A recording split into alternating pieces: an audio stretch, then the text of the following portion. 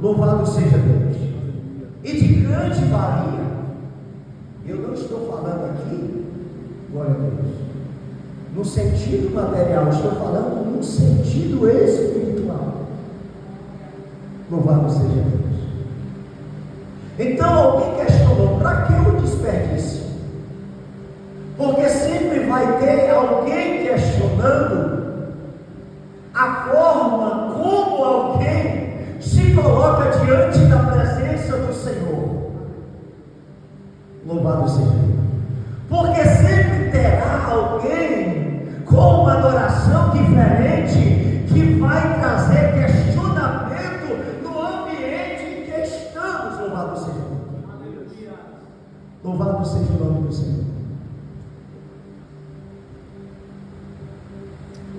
Poderia muito bem pegar o coentro, esse nardo puro, essa essência, e vender e dar aos pobres.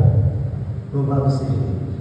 Aí Jesus, ele defende aquela mulher. Louvado seja Deus. Ele chega até a dizer: olha, essa ação que ela fez será contada. Louvado seja Deus. Aonde este evangelho for pregado. Louvado seja o nome do Senhor.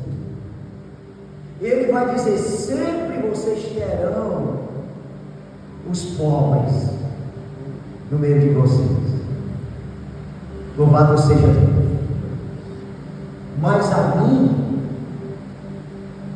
nem sempre Jesus estava dizendo: eu estou agora aqui com vocês. Em outras palavras, mas daqui a 6 dias eu vou ser entregue em sacrifício por você. Louvado seja Deus. Então perceba que nós podemos extrair algumas coisas desse episódio capítulo 12, mas nada se compara, louvado seja Deus, com o ato do capítulo 7 de Lucas. O texto começa dizendo que um dos fariseus rogou-lhe a Jesus que comesse com ele, entrasse na sua casa. Jesus, ele aceita o convite e ele vai até a casa do fariseu. E quando ele está naquele ambiente, está com ele também os seus discípulos. Uma multidão também está na casa. Louvado seja Deus. O fariseu, ele convida Jesus. E esse convite que ele faz a Jesus é um convite para tão somente testar Jesus. Porque quando se fazia essa reunião ela se tornava um questionamento teológico. Louvado seja Deus. A intenção do fariseu aqui era extrair de Jesus qual era a profundidade que ele tinha de conhecimento a respeito do Deus de Israel.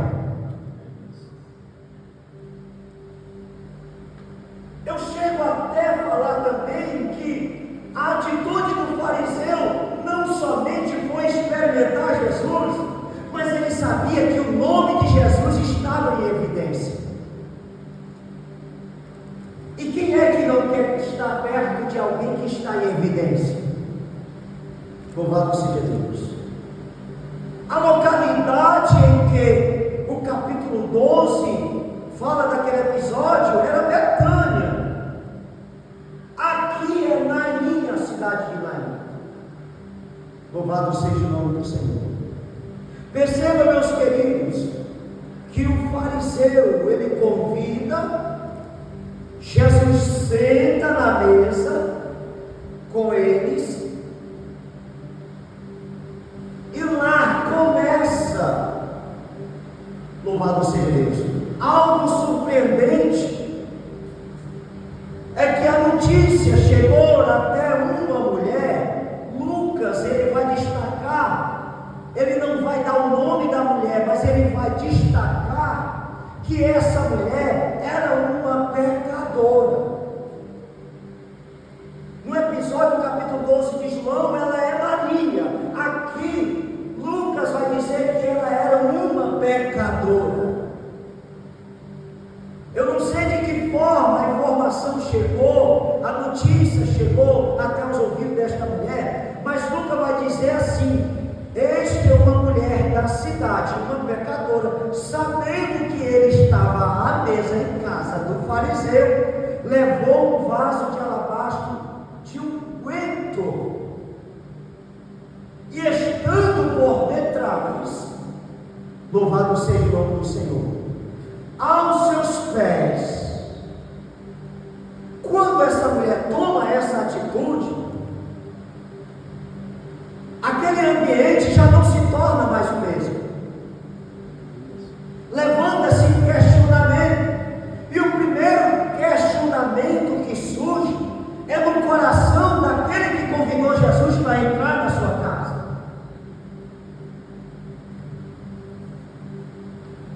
Dentro de si ele começa a imaginar e a pensar. Quando ele vê uma mulher pecadora derramando unguento nos pés de Jesus, e ela não cessa de beijar os pés, e ela solta os cabelos e começa a enxugar os pés de Jesus, aquele questionamento muito forte no coração do fariseu, que dá o nome dele de Simão, ele começa a se perguntar, a questionar: será que esse aí é profeta? Se ele fosse profeta de verdade, ele saberia quem era a mulher que estava lhe tocando, porque ela é uma pecadora. Louvado seja Deus. Ela é uma pecadora. Se ele fosse profeta, ele saberia quem era ela. E a mulher está lá, no ato de adoração, de gratidão. O que ela está fazendo? Derramando as suas lágrimas nos pés de Jesus e enxugando com os cabelos. Louvado seja Deus. Ela enxuga com os seus cabelos. Mas Jesus, ele é sabedor de todos os corações. Ele sabe quem é que está adorando de verdade e quem é que não está. Ele sabe quem veio a esse ambiente tão somente para adorar, e sabe também quem veio apenas para observar, ou quem sabe até apontar o dedo.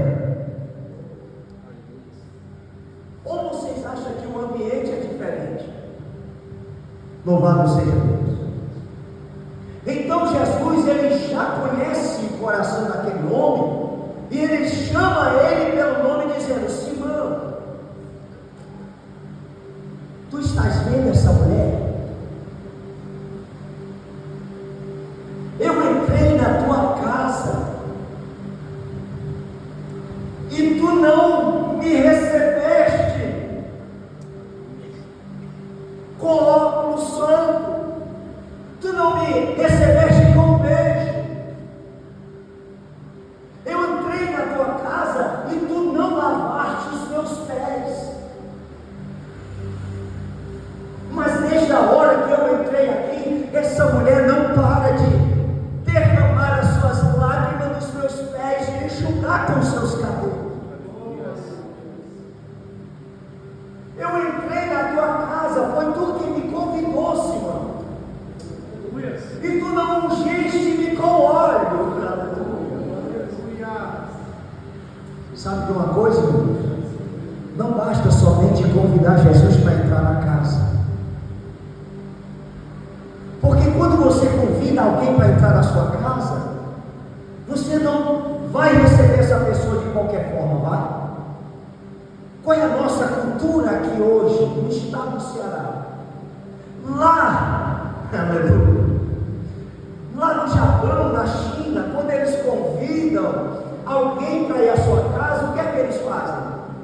Eles sempre têm aqui na dentro da casa uma sandália. E essa sandália ela é emprestada para o convidado. Ele deixa o seu calçado lá fora, ele calça outra sandália que o seu convidado convidou, viveu na casa, e ele entra.